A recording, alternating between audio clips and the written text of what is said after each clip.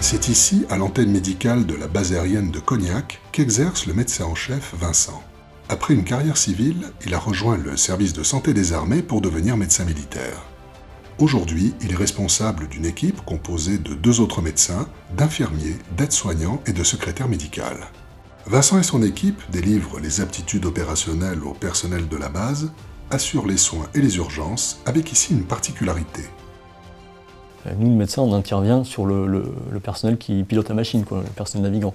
Donc ça fait partie de la spécificité du travail aussi du médecin aéro, donc personnel navigant, sur une base aérienne. Dans les missions du médecin aéronautique, on peut ajouter les alertes pistes, déclenchées quand un avion rencontre un problème technique en vol ou à l'atterrissage, ou lorsque la santé du pilote est concernée.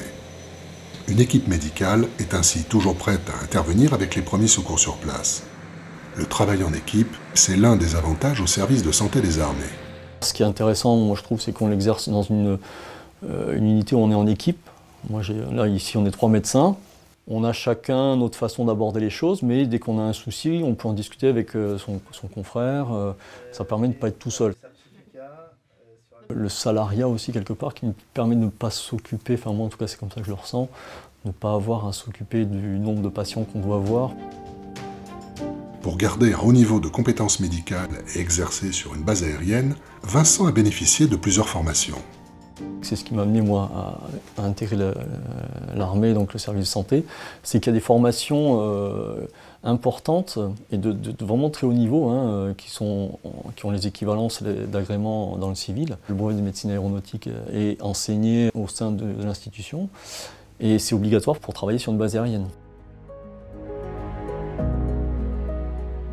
On a une phase dans nos brevets où effectivement on fait un peu du pilotage en double commande. On fait une dizaine de vols, on comprend le parcours qu'ont fait les personnels navigants et ça permet effectivement bien saisir leurs difficultés. Donc le fait d'avoir aussi ce lien, on est mieux intégré au sein de la communauté des pilotes.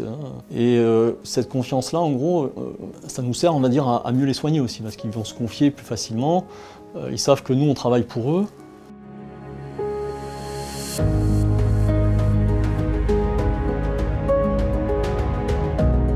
Au-delà du brevet de médecine aéronautique, on peut également suivre au service de santé une formation MEDEVAC, c'est-à-dire à l'évacuation médicale de blessés, aussi bien par avion que par hélicoptère.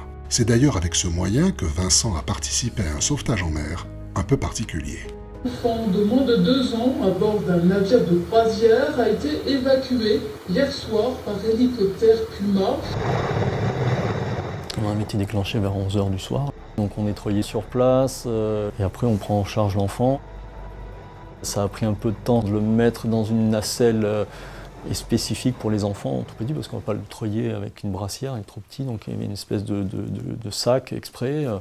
Donc ça c'était un peu innovant, avec la charge émotionnelle d'un enfant. C'était un moment assez fort, quoi.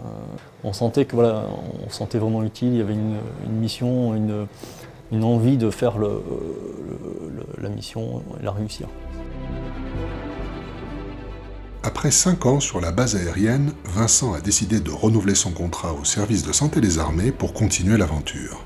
Dans un mois, il partira sur l'île de la Réunion où il poursuivra son métier de médecin militaire pour les 3 prochaines années. Il y a plein de choses à découvrir, que ce soit de l'aventure physique dans les missions opérationnelles, que ce soit l'aventure humaine. Vous pouvez être isolé à un moment donné, mais vous ne serez pas tout seul, on ne vous laissera pas tomber.